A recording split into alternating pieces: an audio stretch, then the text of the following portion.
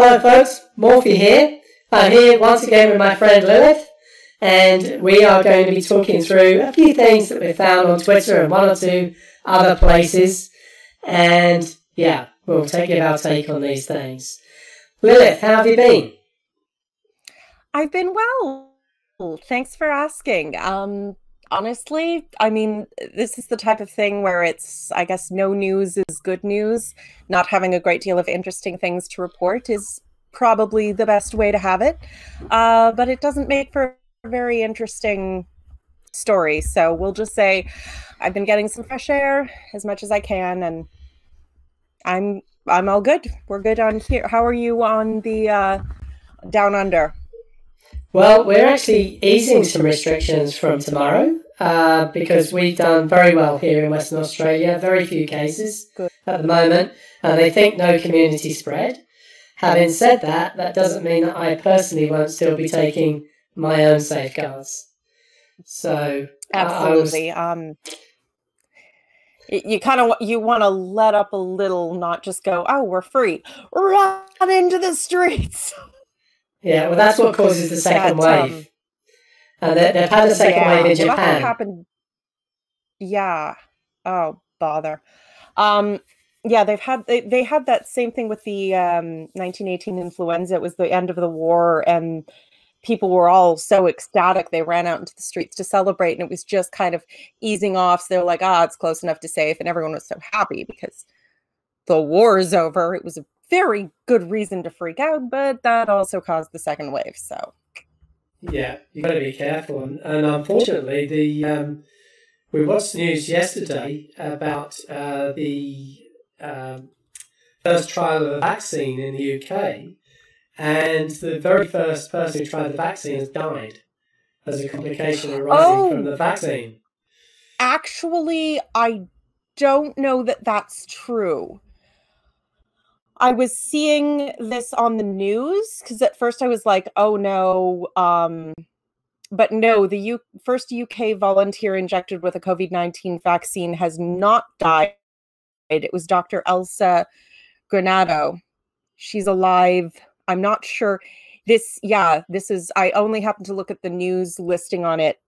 And I'm looking here at the line from Fergus Walsh of the BBC.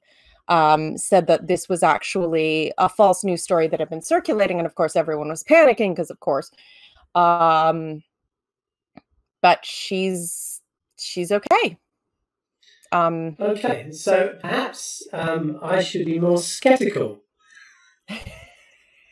You know, there's so much information floating around. I can understand it. I just, in fairness, I'm probably not as skeptical as I should be when I'm told that Trump supporters are drinking bleach, but then history has demonstrated to me that they can be relied upon to do very stupid things. So, well, as I say, extraordinary claims require extraordinary evidence, and that wouldn't be an extraordinary claim for Trump supporters to be drinking bleach. God, they were already eating Tide Pods. So it's like the claim that I had pizza last night. Yeah, probably tasted a little better than a Tide Pod. Probably. Okay, Lilith, so we had a few things lined up that we were going to talk about. The first one is your friend of mine, Sakib Mir, and I always pick these things up. I always pick these things up through Rennie. I don't actually follow Sakib, and every time he says something really stupid, Rennie jumps all over him. And I saw every time he can. In fairness, Sakib says a lot of stupid things. Okay, it's not a full-time job for him. I realise that. So I responded to something that Sakib had said, and I said to him, Sakib, you're such a sad person. And then he came back with the tweet that we can see here. And I actually think that this is a sign, that you can tell me if you think I'm wrong, but I think this is a sign of Sakib growing as a person. Because he would have just come back in the past with, you're a sinner, you're going to burn in hell type of thing. But now he's just projecting now. So what do you think? He is projecting hard. He's been doing this one because I don't think I saw this particular reply, but as far as I can tell, this has been a thread he's been ranting on all day, basically calling everyone who doesn't agree with him as having blind faith in fairy tales, because of course not being a Muslim is a fairy tale, particularly atheism with our many, many fairy tales of not fairy tales. I don't know. But yeah, the projection is hard with him. He's going full mirror. I know you are, but what am I? I know you are, but what am I? I know you are, but what am I? I mean, I don't know. It kind of hurts my neck to even think of being that strained. The thing I picked up on this one was the fairy tales, our beliefs of fairy tales. And I must admit, I replied to this one and I just said, well, one of the two of us believes that a person, or I could have said pedophile there, but got on a winged horse and flew to the moon and cut it in half with a sword. So somebody flew through space on a winged horse. I don't know what good the wings would have done once they were in a vacuum. Now, it might have been a donkey, depending on the interpretation. It just means speed. So, they piss and moan about whether or not horse is accurate in order to somehow distract you from the part where it flew to the moon with wings and cut it in half. So they fly to this object that's like, thousands of kilometers, across. Millions. And he strikes it with a sword and he cuts it in half. And obviously, it would have gone back together by gravitational attraction. The two halves would have gone back together. But we've scanned the moon with every possible frequency of light that you can imagine. Everything on the EM spectrum, the moon's been scanned with it. And there's no sign of this cleavage whatsoever. Is it just me? Splitting the moon with a sword just makes me think of like Voltron or Transformers or like some kind of anime with a ridiculously superpowered sword and they lift it above their head and invoke the power of whatever the hell it is in this universe. And it turns into this massive 10-foot long glowing sword and they, scream for 35 frames of just frozen and then, and splits everything in half. I don't know. That's sort of what I envision when you talk about cutting the moon in half with a sword. Something very, very dramatic and really only covered in anime or 80s cartoons. One thing it's just reminded me of is, in Despicable Me, when Vector steals the moon. Fix it. You could have done it then. Yeah, made it small and then cut it in half. Yeah. I love the last sentence of this. Learn to question your beliefs. the thing is that... Oh. Sorry, go ahead. Yeah, the thing is that I don't know where you stand exactly on this, but I don't have beliefs in the sense that he means them. So I have a certain amount of confidence that evolution is a fact because there's lots and lots of supporting evidence. But if because you understand it, and a lot of it is just demonstrably observable in the world around us. But if somebody actually came up with one of the things that can falsify evolution tomorrow, and then, it was scientists all around the world, and it's our whole idea of evolution by natural selection is incorrect, I would just drop it like a hot potato.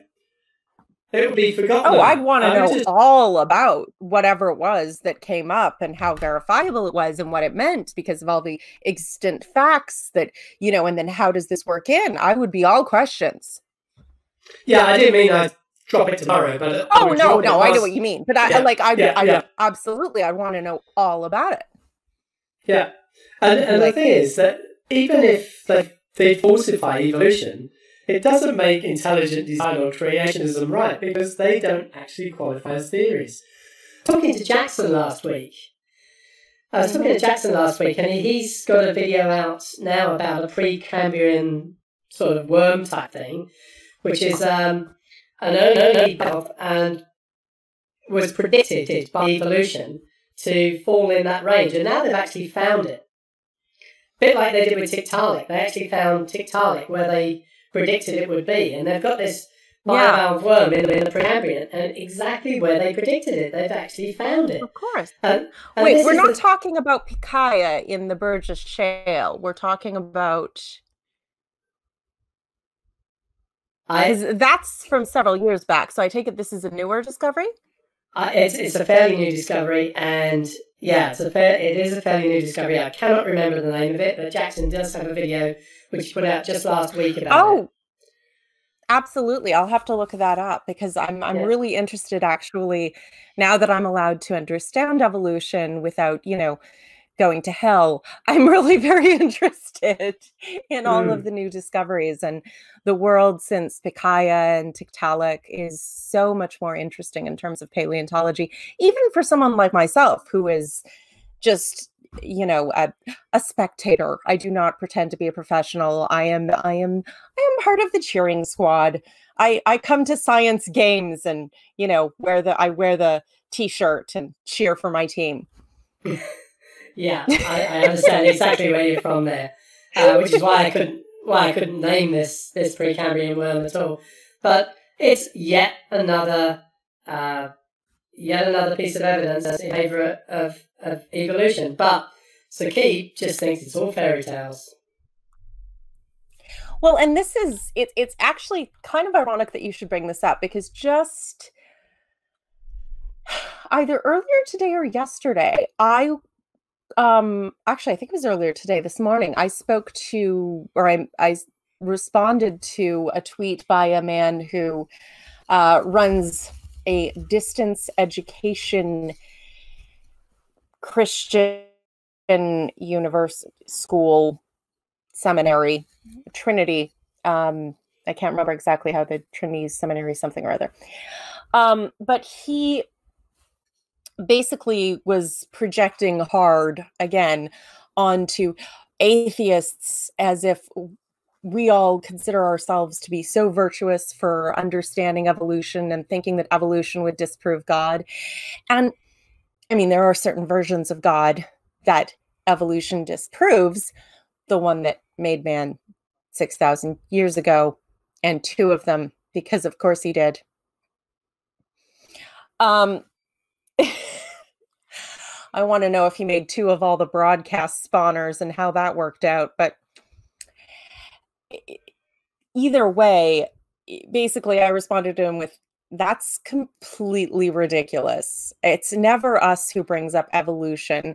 It's always the Christian who's trying to look for a way for, and, I didn't get into this in detail, it's Twitter, but they're always looking for a way to say that we believe in something unreasonable because we accept some scientific perspective, usually evolution, and then trying to align that with fairy tales and irrationality and everything that their position actually is.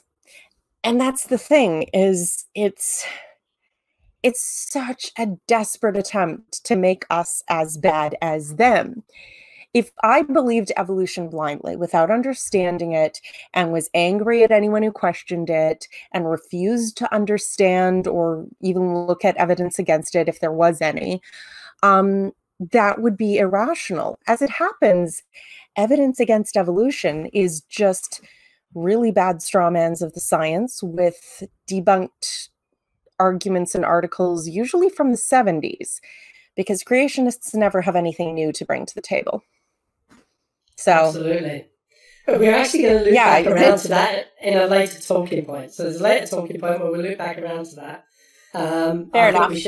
I think we should move to number 2.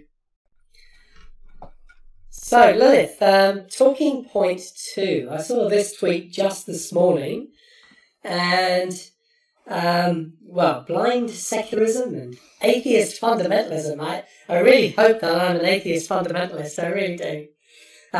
I've been invited. Wait, do you have to wear a hat? I know a lot of not, religious fundamentalists insist on wearing hats. I haven't been wearing one. Maybe I'm doing it wrong.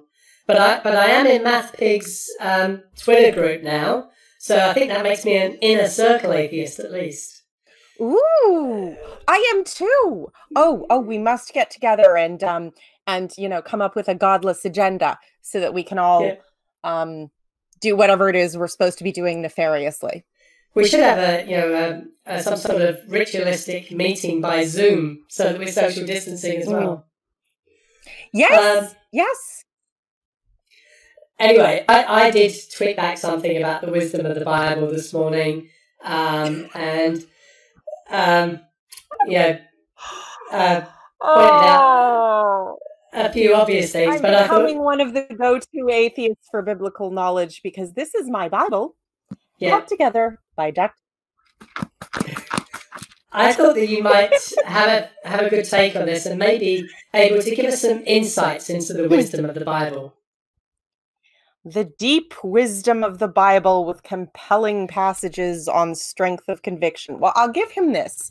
There are many compelling passages on the strength of conviction.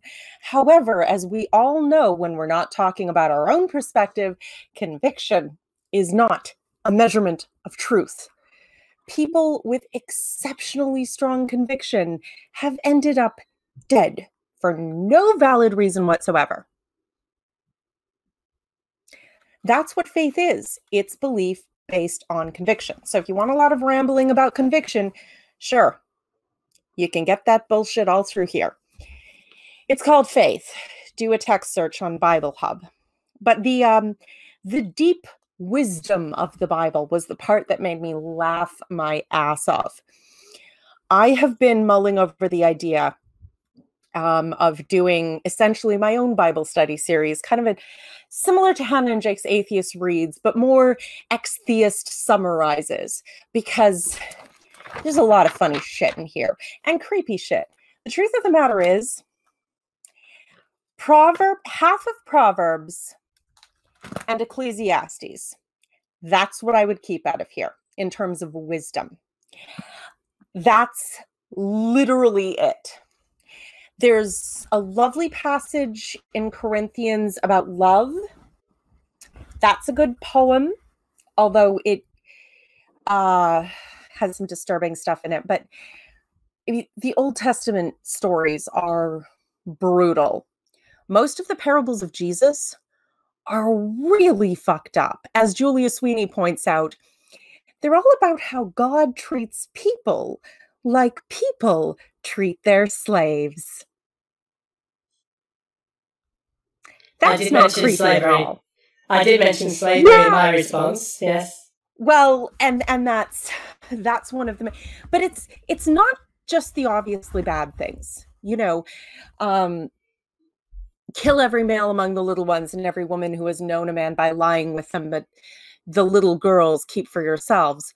We can all see that that's bad. That's obviously bad. The stuff that we don't realize how bad it is a lot of the stuff Jesus said.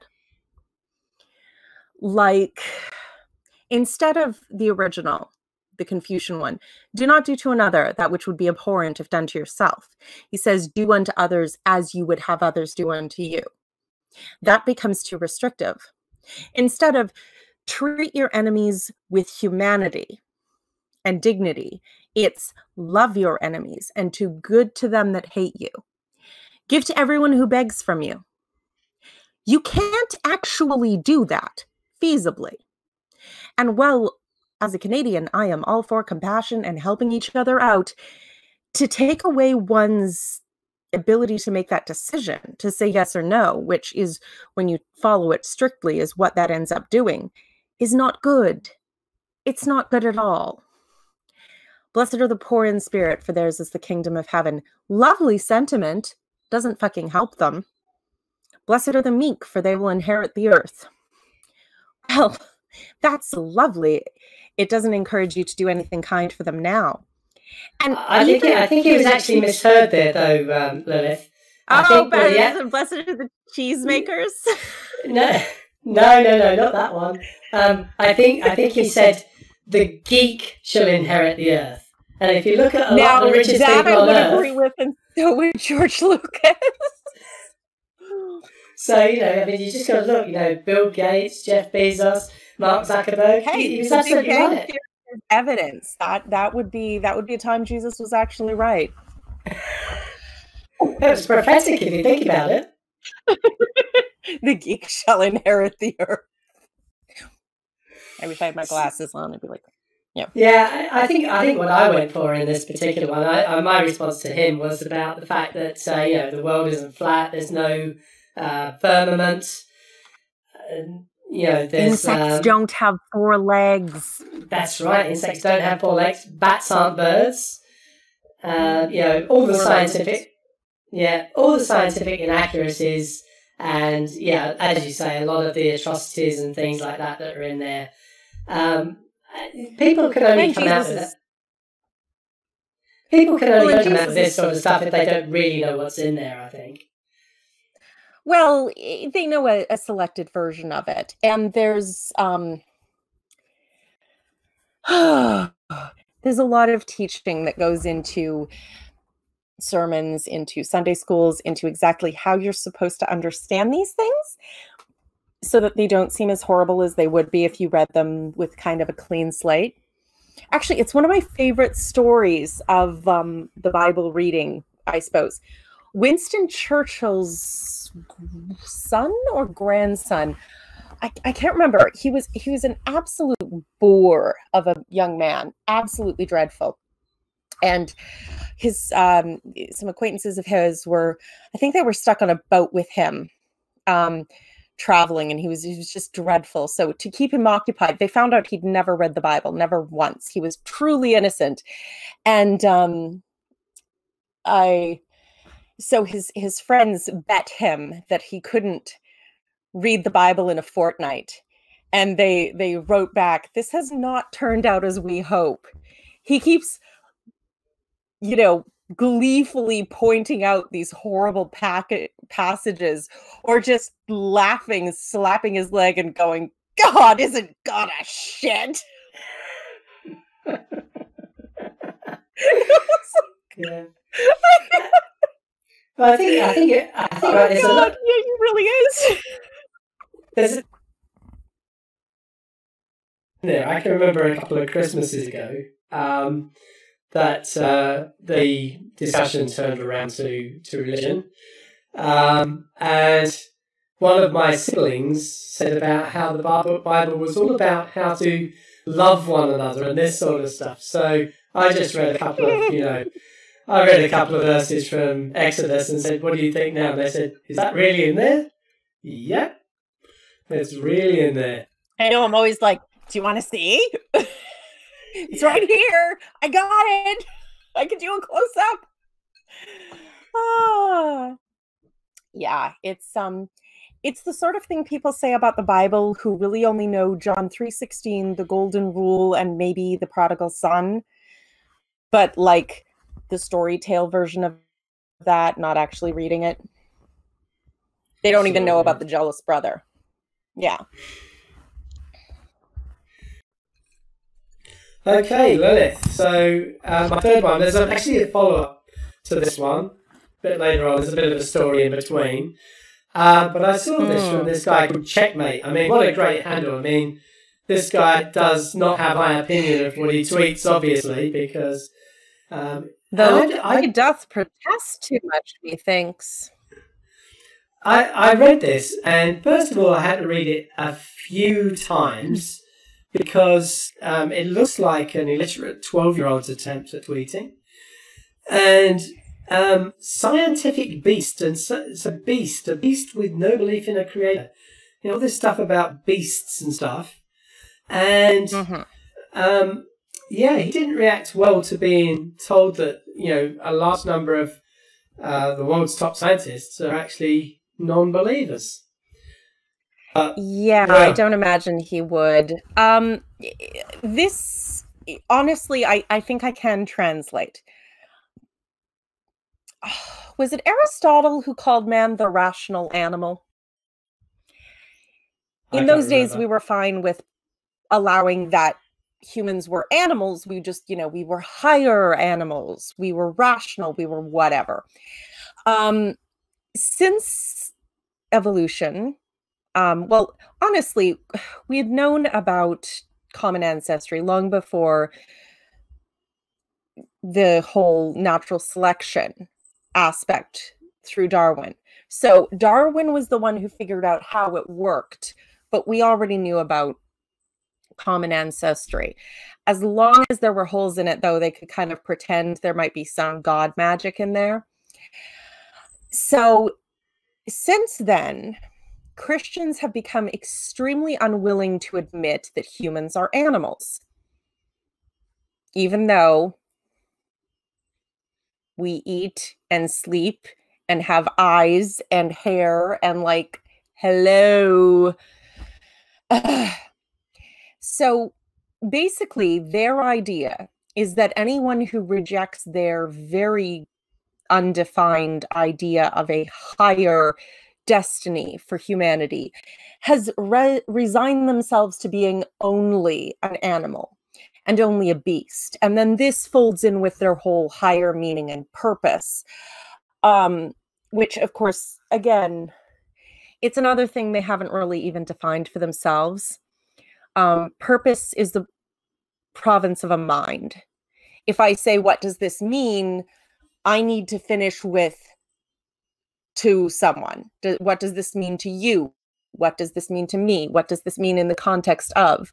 Things don't just mean something in a vacuum, in a void, without any relationship to other things. But that's what they want to pretend is the only thing that keeps us from being these kind of ravenous, not even real beasts, fantasy beasts.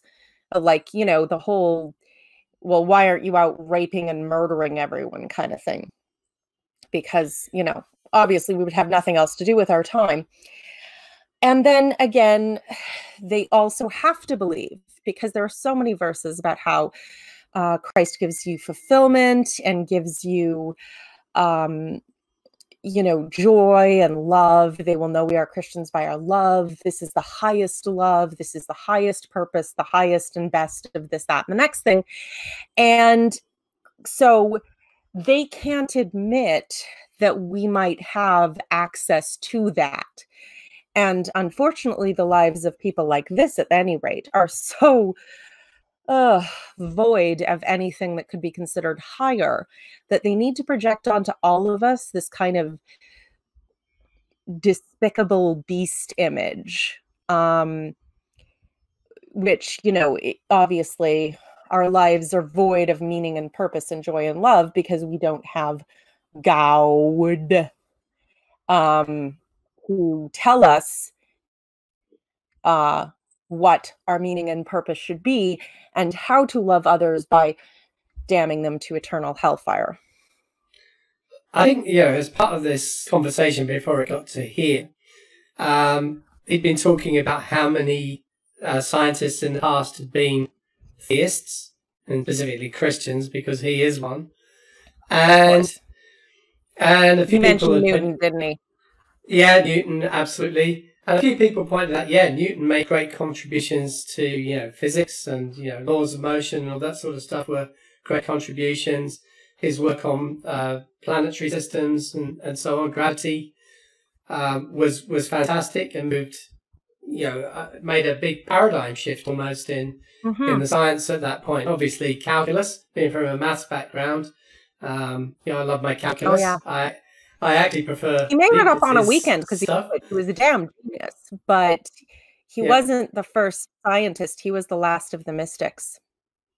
Yeah, I mean, but a few people pointed out that he also did alchemy and various other things. Was looking for Bible codes and all sorts of stuff. Numerology, all kinds of superstitious bullshit. Yeah. Yeah.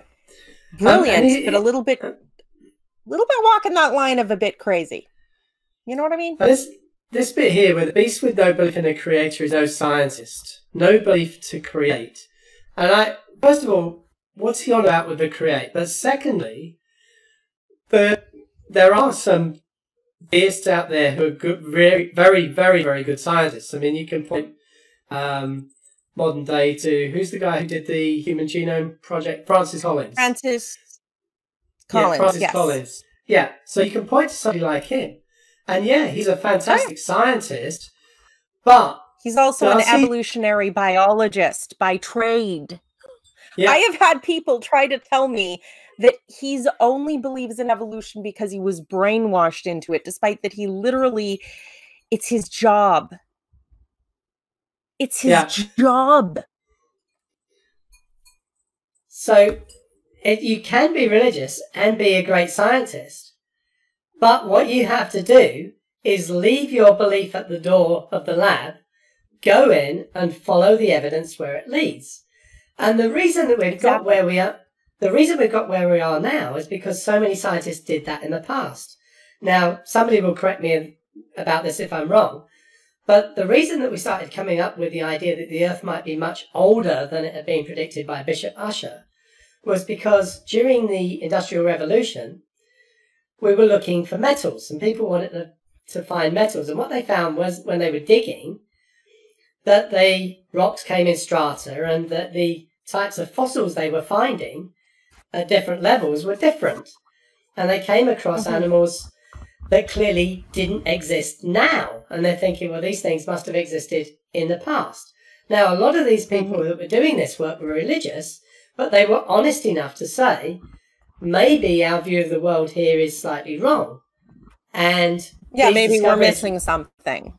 Yeah, these discoveries have, are changing our worldview. And maybe it never stopped them actually being religious or whatever.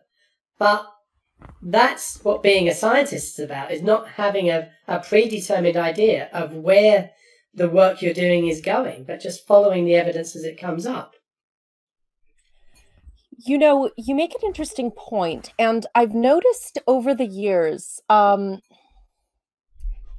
more than ever, but if you look back at it historically, it seems like the tension between religion and science has never been higher. Because a lot of Christians who fell into that moderate position have either become atheists or have become fundamentalists. They're starting to fall on one side or the other of the divide, because it's not as easy to be in the middle anymore. And, what is the reason for that? Well, a lot of people who promote science are anti-theistic, and usually having very good reasons to do so. You want to talk about some of the, ridiculous anti-science bullshit you get from someone like Ken Ham. I can understand. I'm anti-religious for very similar sets of reasons, but there's something, I should actually send you this meme I made. It's Michael Sherlock, and something he said that I felt was a tweet he did that I turned into a meme. Science is not inherently anti-religion. Reality is. Science is merely the means by which reality is brought to light.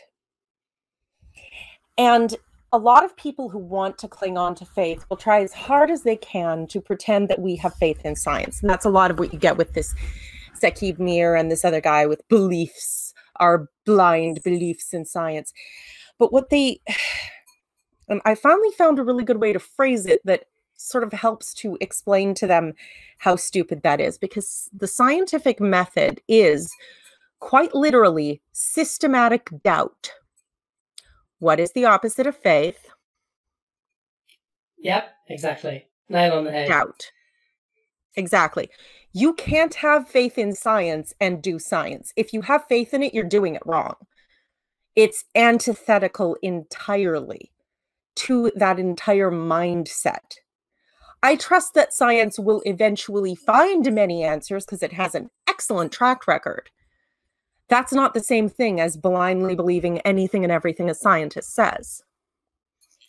Yeah, or I think holding on to that belief after it's been demonstrated not to be real. I think in this context, they're again equivocating with the word faith. Oh, they are. But again, pointing it out as systematic doubt really brings the contrast to light. Yeah, absolutely. I want to move on with this one. So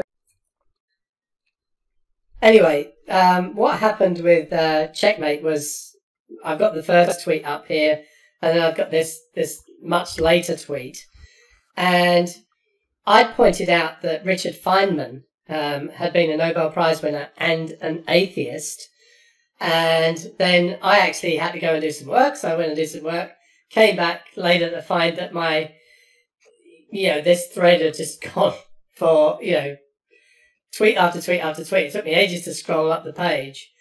And other people had clearly come in and jumped on the Feynman thing and said about the work that Feynman did. And obviously he won the Nobel Prize, but he was also the guy who discovered why the space shuttle blew up when it was taking off and things like that. So a really great scientist. But he said something about, Richard Feynman lived a sad life and blah, blah, blah. And nothing could be further from the truth with Feynman. I've read Surely You're Joking, Mr. Feynman. I've read other things about him. This guy was totally involved in life the whole time. When he was working on the Manhattan Project, because it was quite boring doing that, he taught himself to crack safes. And he used to break into buildings at night and crack the safes. Seriously. He won bongo competitions. He absolutely lived life to the full, did Richard Feynman. And he's got here, died like the beast he was. And Richard Feynman actually did something towards the end of his life that I really wish that I would have the courage to do when I get there, was that he actually refused pain meds because, and this is exactly what he said, I want to be present at my own death. And I just respect that.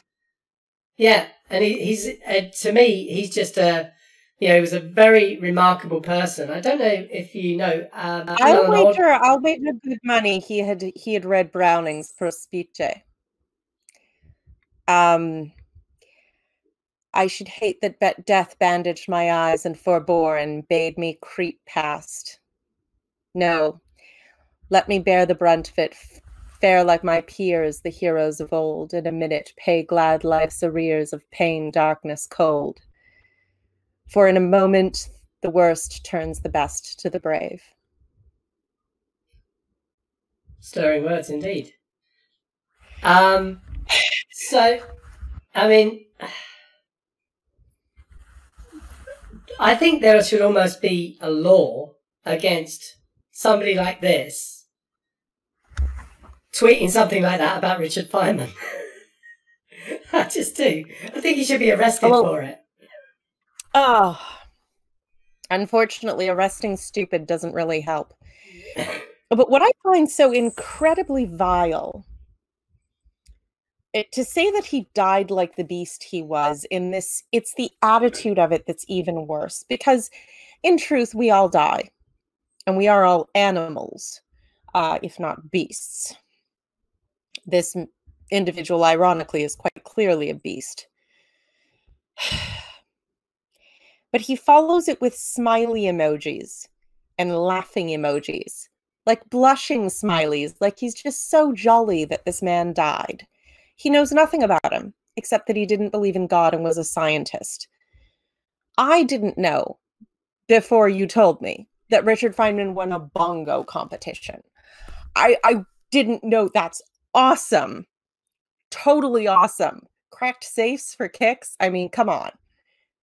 Best guy to have at a party ever. Yeah, he was something of a party. He was something of a party animal, apparently. And yeah, wild men who caught and kissed the sun in flight. Apparently, quite a few of his female students knew that he was a party animal too. Oh, I see. Mm. Well, but this guy is exactly the sort of guy who was on Twitter the day after Stephen Hawking died, saying, "Oh, he knows the truth now," sort of thing, or he's roasting in hell, and all this sort of stuff. Every once in a while, because the truth of the matter is, if you rage at them, it just makes them happy. It makes them feel persecuted. Because, of course, in their mind, if you oppose them, you're opposing God. You're not just snapping at them because they're being absolute assholes. I will often say to someone like that, thank you. Thank you for demonstrating what a vile, cruel, petty, vulgar little creature your faith has made you. There is nothing you could do to better promote the cause of anti-theism. Well said. Well said. Okay, the next talking point, I had to... but never mind. We can see what it says, sacrifice the week. Out there. Oh, I'm sorry, you cut out your audio. No, I just didn't know if that was going to affect the...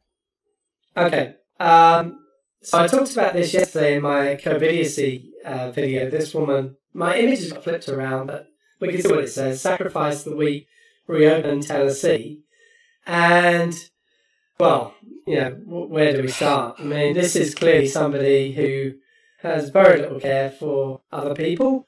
And, you know, I had my say about this yesterday in my video. I'd like to get your take on it. I did tweet that video out.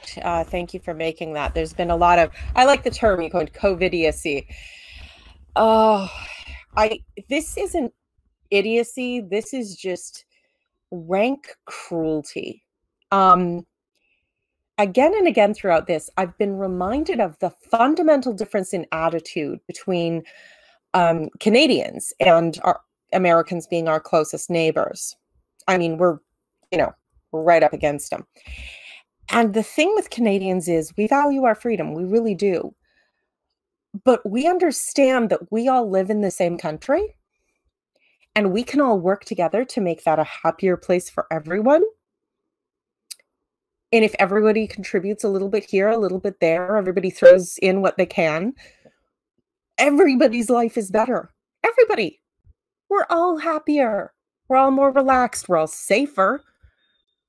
In America, there's kind of this, they imagine it to be rugged individualism, but it's just selfishness and a total disregard for anyone other than me.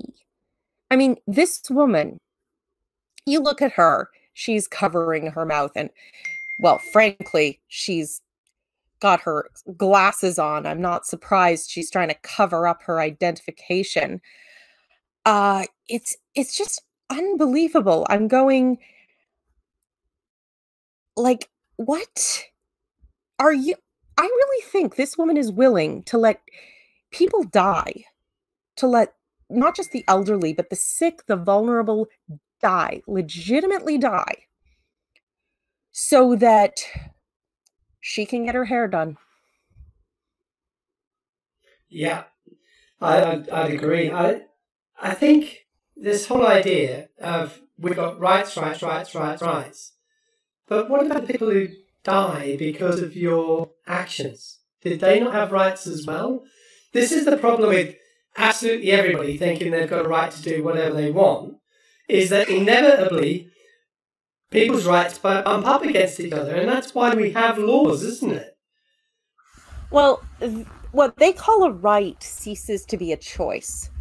And this is something that actually my father pointed out to me. My father had some alcoholics in his family.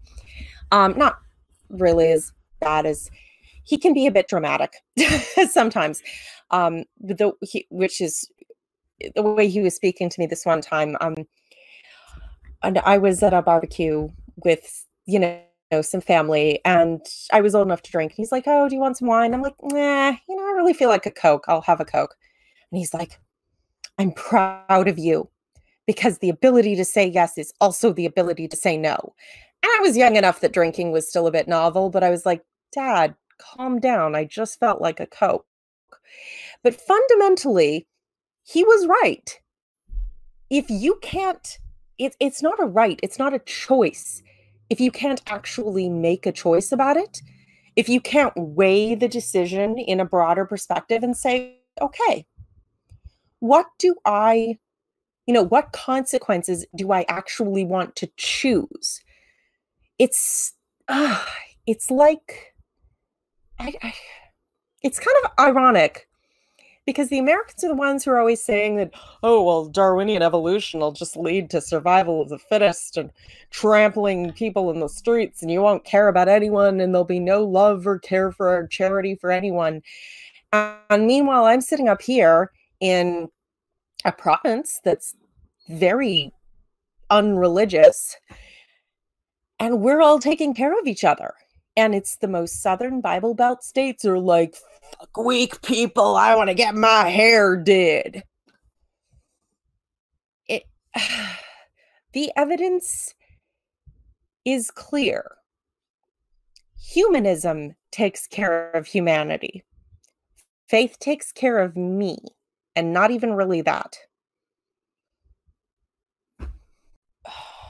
Now, your point there, Lilith, was a good one. I would wager that this woman is religious. I would also wager that she's pro-life. And it was a really clever tweet, actually. I actually tweeted that as a reply to the tweet that had her picture in it. And said, I bet she's pro-life. And a guy called Justin Fletcher, and it earned him an immediate follow, tweeted, not taking you up on that one, think I could get longer odds on the sun rising tomorrow. In other words, he's more sure that she's a pro-lifer than that tomorrow is going to happen. And you know, he's right. He's legit right, because this is not new. This kind of callousness from pro-lifers, there have been nuns who have said, if you are just against abortion, but you don't want to have any social programs or any help for young mothers, you're not pro-life, you're pro-birth. In fact, George Carlin, one of, God, did he do this in the 80s or 90s, is like pro-life. These people are anti-woman. They're pro-life from, termed 9 months. After that, they don't want to know about you. No Head Start, no school lunch, no food programs, no welfare, no nothing. If you're pre-born, you're fine. If you're preschool, you're fucked. They don't care about you until you reach military age. Then you're just what they've been looking for. It's absolutely right. If you're going to...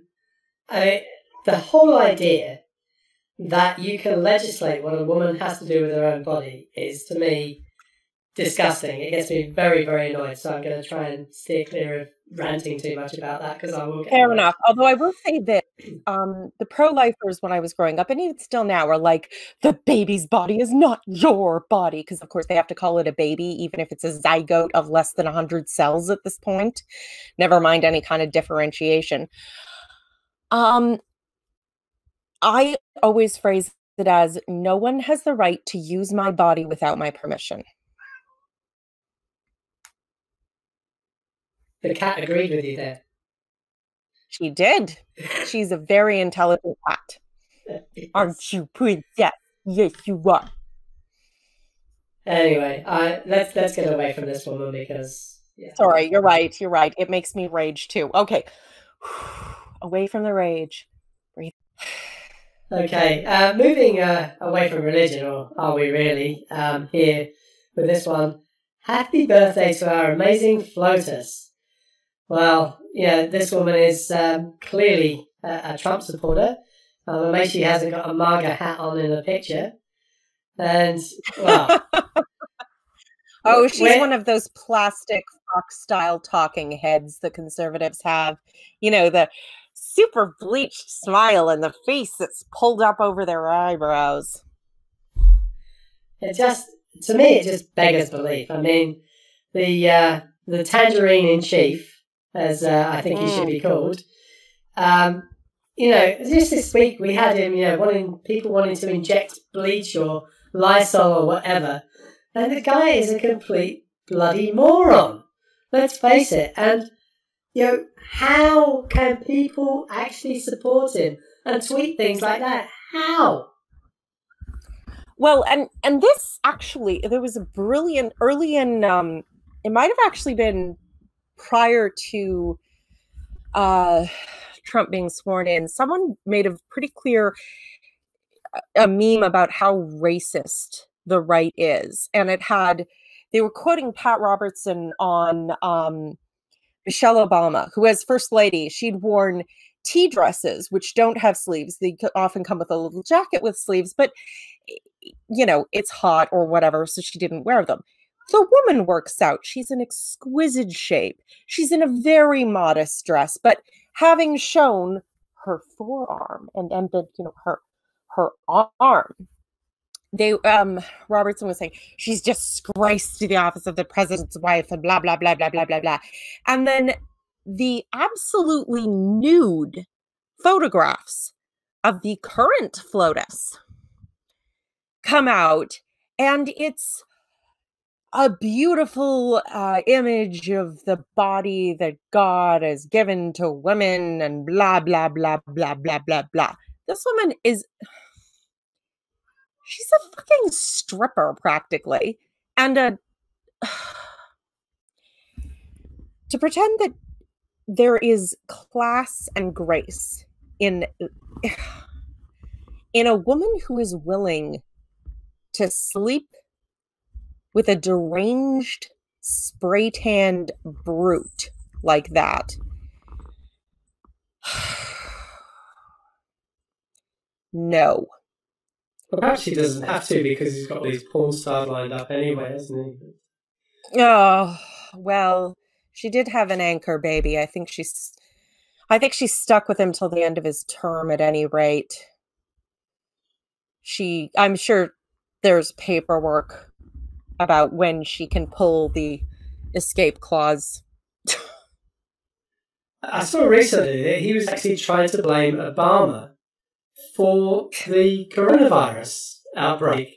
And it's like, well, how? Well, actually, yeah, Obama. Well, you see, Obama put into place all of these resources in case of another pandemic, and Trump decimated them all because we can't have anything the black man did left around, no matter how useful it might be, which means that it was really Obama's fault they weren't there because reasons.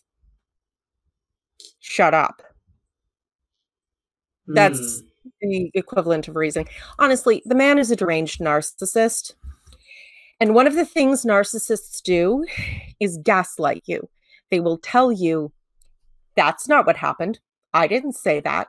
And they will say it with 100% conviction, look you dead in the eye, and they will keep dictating whatever it is they've decided is true, to the point where you begin to doubt your own sanity.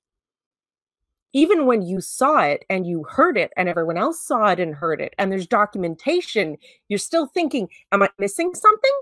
Did I miss something? I must be missing something. But you're not. They're just lying with deep conviction. It's really quite disturbing. And even more disturbing that you've got people who follow him and think he's great. No. Every great cult leader is a narcissist. Jesus probably was if he was too. They're all out there marching around with their guns strapped to them, spreading coronavirus and wait, winners. If they only shot each other, I wouldn't care. Good point. So the next one I wanted to talk about was a tweet from somebody that I actually really like a lot, Michael Polkovich. He and I have... So do I. He and I have similar tastes in music as well, and he's pointed me towards a few. I'm into progressive rock. He's a big progressive rock fan. We like the same sort of bands, Yes, and early Genesis and all this sort of stuff. Excellent. And he's pointed me towards a few more modern progressive rock bands as well, which is great. I'd love somebody to refer, come back to one of his tweets and say, what do you think, you're a rocket scientist? Because he could say, yes, actually. I am. but I love this one. I absolutely love this one. So I'm just going to let you have your say on this. The 1986 Catholic Encyclopedia laments that we don't know where the Garden of Eden was located. See, honestly, I think that's why they need the flood to be worldwide, because then it conveniently wiped out the Garden of Eden, and that's why we can't find it. Yeah. Good point. The idea that Eden is located very near Jack's beanstalk. Well, you know, honestly, I think that's why Jack grew the beanstalk originally. You know, he wanted to see over the wall, get around the angel. That's probably what got him in trouble. Maybe Jack's beanstalk fell on it with the giant when he was chopping it down. That would have been problematic. I wish I'd seen this one when I was responding to Sakib, because he was going on about the fairy tales. And Michael's really neatly answered him in this tweet, hasn't he? I've actually saved that one, so next time I see Sakib, I might actually tweet that one. Yeah, you should. You should. Oh, God. Yeah. It's, But anybody out there... this obvious myth is a physical reality. It's like that was never even the point. And I don't give religion a lot of credit, but this was always a myth. There was always a mythical point to the story. Always. I was just going to say that anybody out there who doesn't follow Michael Porkovich should, because some of his tweets and his responses to people are so good. When he had to restart, he and I got hit not too far apart by the trolls who were mass reporting people. So he had to start again. So if you thought you were following him, maybe check up again.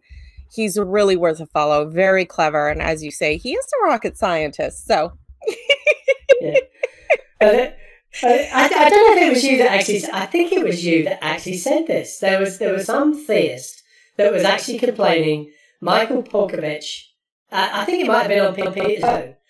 Michael Porkovich just blocks people right, left and centre, and you said, well, I'm sure it was you, when you put stuff into space for a living, putting up with some of the stupid shit that people say on Twitter, it can be very difficult. Was it you that said that? I don't think it was me, but it might have been. That does sound like something I would say, but I actually didn't know he was a rocket scientist, although I should have made the connection with his image. But I mean, we have a lot of space fans and physics fans and astronaut fans in our community because it's fucking awesome.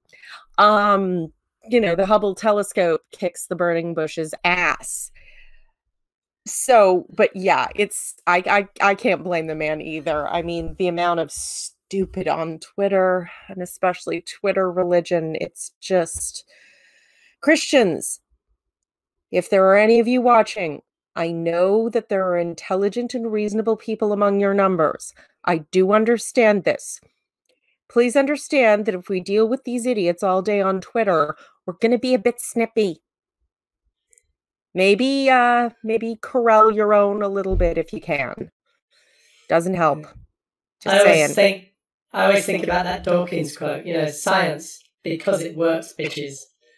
Yeah. I also like the meme with the doctors. It's like science, because God isn't going to do shit about cancer. Exactly. But you can't pray, the Hubble telescope into orbit. And, I've often asked theists on Twitter, do you actually type or do you pray your tweets into existence? Try praying them into existence. Well, and that's the same thing that I've said. Another thing I say when people say science is based on faith, I'm like, science doesn't give me faith. Science gives me an iPhone.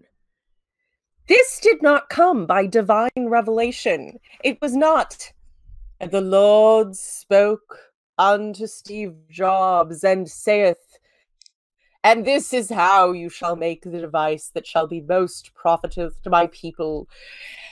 And Steve Jobs did go forth, and lo, he stole the work of... this is not what happened. Science gives me this. This makes idiots get other people killed because they don't want to stay inside. Yep. Okay, if your God cares so much about free will, why do you keep trying to pass laws that force everyone to live in accordance with your religion? It's a good question. And the truth of the matter is, if they were right, they wouldn't have to. This is something that you can see more dramatically in the Muslim world, because there's a meme I have somewhere that says, if Islam is so wonderful, then why is every country run by it, a war-torn hellhole that everyone's trying to escape? But the truth of the matter is, it's the same for Christianity to a lesser degree, although it's becoming more obvious in America. Faith doesn't work. Faith will get people to band together. And if you just need them to get to the other side of a difficulty, it can be a very powerful motivator. But like every lie, it doesn't work well long term. Demanding faith and unquestioning obedience and unquestioning refusal to re-examine ideas, which is the real downfall of faith, makes the world worse. It's like that one saying, there once was a time when Christianity ruled the world and nobody questioned it. And it's called the Dark Ages. And it's called the Dark Ages for a reason. Because faith is the opposite of knowledge. Faith prevents you from gaining knowledge. So when people rely on faith, when they actually do it and don't just pay lip service, when they take it seriously, they fuck up everything because they're not dealing with reality. They're dealing with an image of reality. And every time reality doesn't agree with them, they will be convinced that reality is wrong and their image is right, which is really dumb. And also the exact opposite of the way science works. The reason they want these rules is so that they can pretend that their religion works.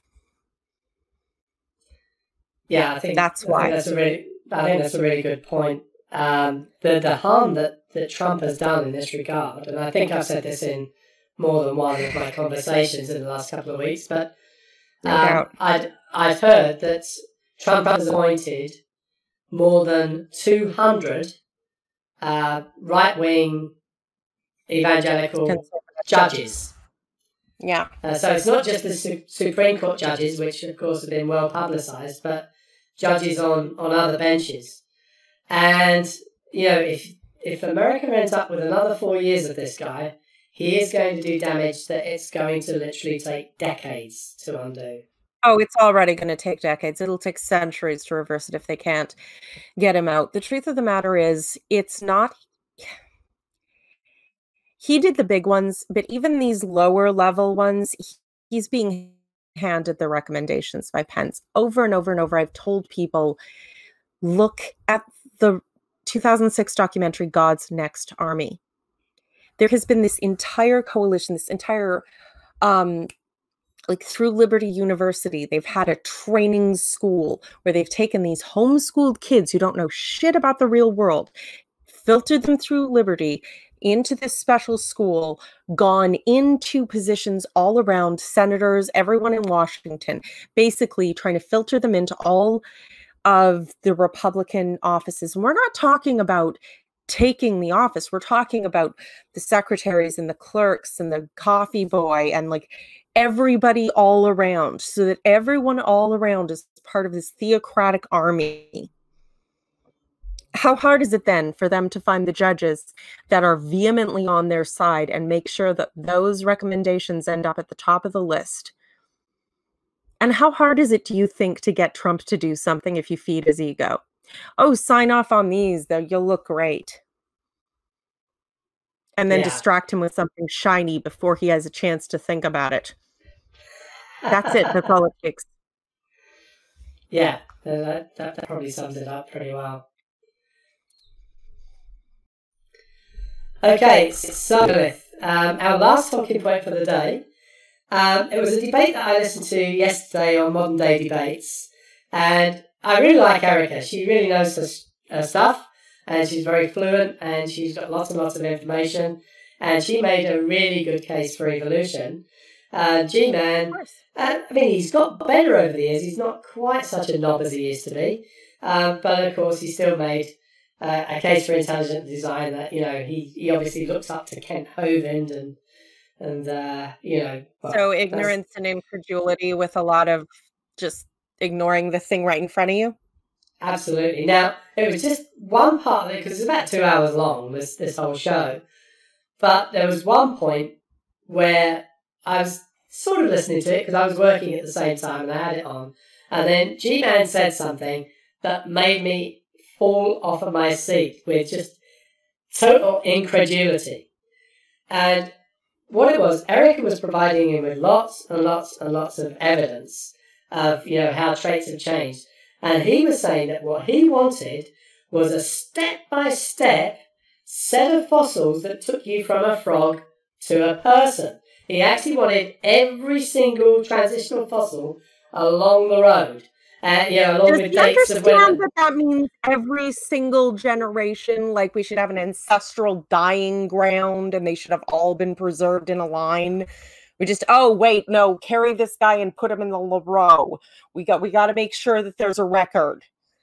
This is it. But this is the thing that he said that really, really just...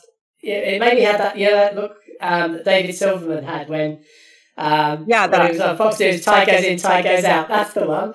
And that was exactly my reaction. Was that when she said, well, yeah, we can't actually produce that, but yeah, we've got things like molecular clocks, and we've got the fossils, and the molecular clocks and the fossils line up, etc., etc. Yeah, very, very strong evidence. And he was saying, perhaps I just need higher standards of evidence. And I just thought,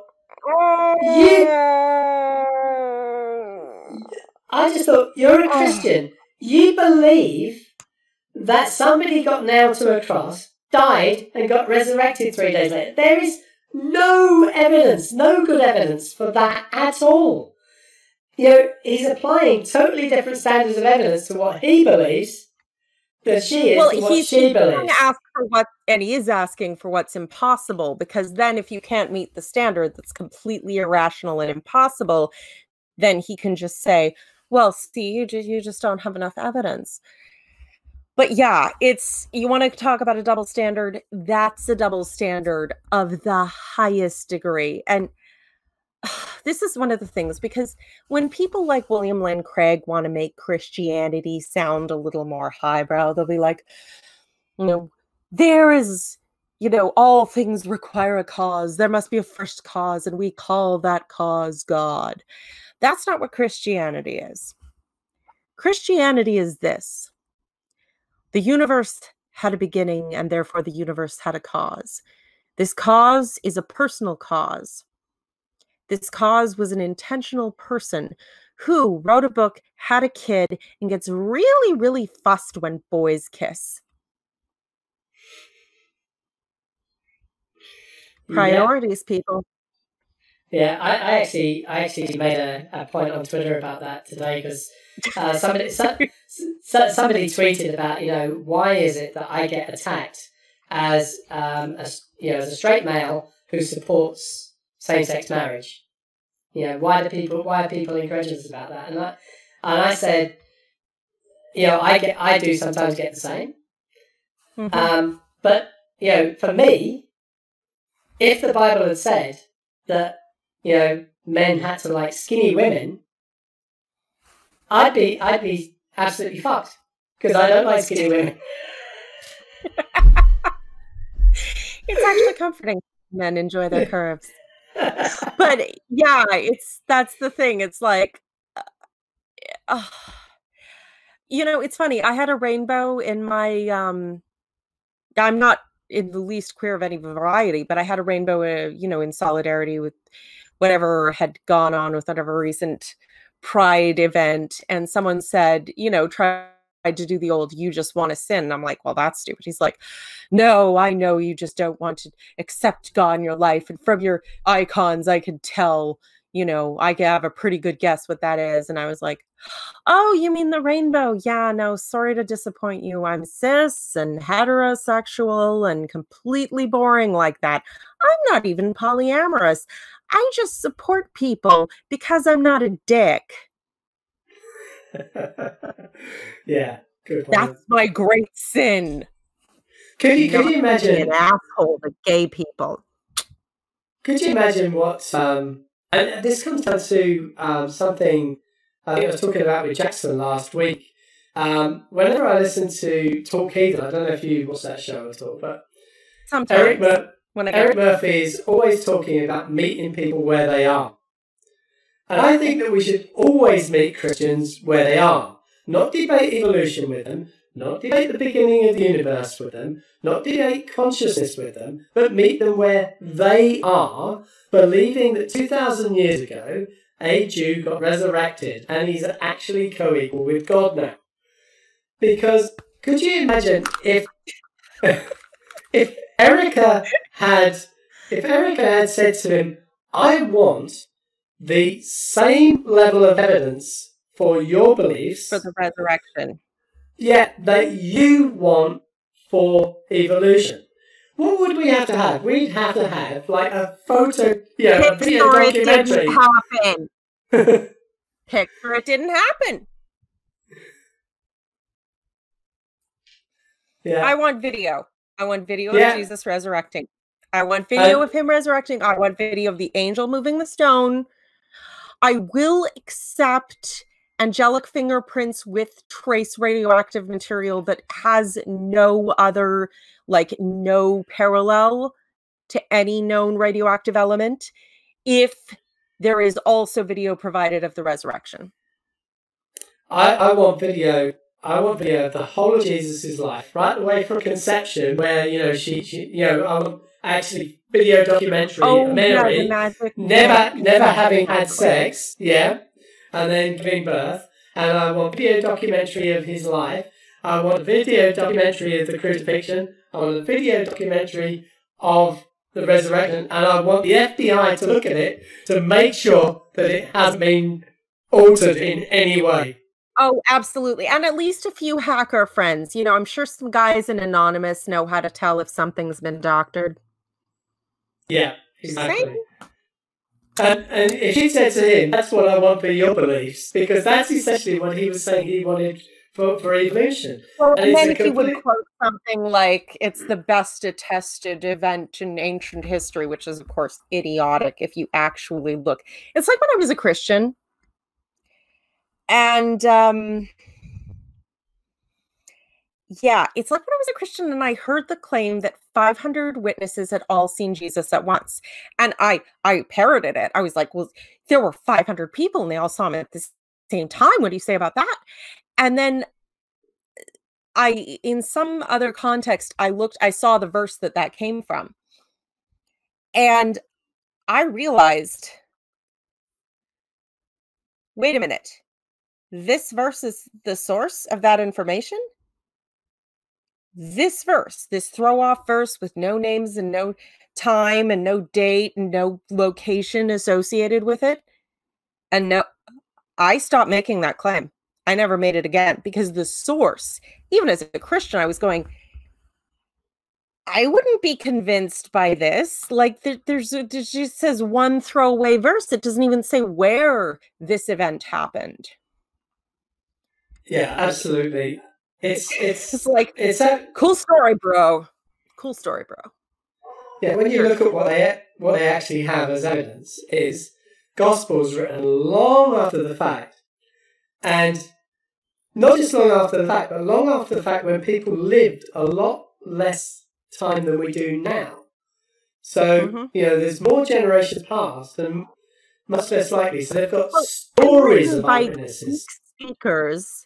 When the original people witnessing would have been Hebrew and Aramaic.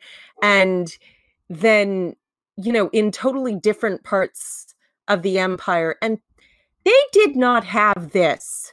You couldn't FaceTime in ancient Rome and be like, hey, bro, no, I just totally double checking. Did you see that time that guy rose from the dead? No, oh, yeah, no, did you hear your neighbors talking about it? Because, I just wanted to, get some background info.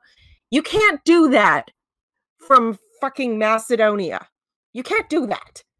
You can't FaceTime your bro in Judea and just be like, hey, bro, what's that place over there? No, not happening. I think, I heard a Christian once say that it was as well attested as Caesar's crossing of the Rubicon. Yeah, that's become one of their favorite go-tos. I don't know who came up with that comparison, but they were lying out their ass. Absolutely, because you've got Caesar's account, you've got the accounts of other people, you've got even the accounts of his enemies that he did this. There are coins that they found where they commemorate the crossing of the Rubicon. So they've got actual you can't rewrite history without it. It's part of this whole larger narrative of history that makes no sense. Yeah, you can't rewrite history without Caesar. You can rewrite history without a real Jesus. Yeah, absolutely. So, it just, when he was saying he was after higher standards of evidence, it just beggars belief. And I always think that we should pin them where they are. Don't let them get us distracted onto moral arguments and all of these other things. Just, what is the evidence that you actually have for your belief? And if they say, well, there has to be a first cause, no, that's not what you believe. You actually just believe in this resurrected Jew from 2,000 years ago. Exactly. Like I said, you don't believe in a first cause. You believe in a first cause who wrote a book, had a kid, killed his kid, and gets really pissy when boys kiss. Yeah. That's not the same thing as something must have caused the Big Bang. No, it's not the first, not at all. And William Lane Craig even is very, very vague about how he gets from his Kalam cosmological to Jesus. It was one of the things I respected about C.S. Lewis when reading Mere Christianity. He got as far as the first cause. He gave his reasons why he thought it was a personal or something like a mind and said, look, I'm just going to move on to Christianity. I only have so much time. I'm just going to jump. He made a jump. He acknowledged the jump. He realized he was making the jump. He was at least honest about it. Yeah, well, that's all they can do. More than I can say for anyone these days. Yeah. I'm just going to just mention before we finish up, Erica is on Twitter and she's got her own YouTube channel called Gutsit Gibbon, and some really good science on there. So, people should hop over there and subscribe to her channel. She's got more subscribers than I have, so it's likely that most people that subscribe there anyway. But if you don't, go over and do so, because it's really good. She's had a couple of good conversations with Aaron Ra lately as well on his channel. So, I love Aaron Ra. I have such a crush on him. Well, I had a chat with him about him with Robert the other day, so I don't think you've got that far in that one. But we talked about Aaron and the influence that he's had on Robert and his journey. So Aaron's good. He's a towering intellect. He is, and his habit of providing such excellent and concise definitions for everything is something I've found both inspiring and extremely practically useful. Yeah. Because defining your terms, or rather refusing to define them, is basically the fuel that 90% of apologetics runs on. Yeah. Absolutely. Anyway, Lilith, I've kept you for a long time. And it's been great to speak to you again. And maybe if we get another few things to talk about, we could do another session at some stage. That sounds like lots of fun. Thanks, Morph. It's been a real pleasure. So I hope everything goes well for you in Australia, and stay safe. We need you. That's my plan.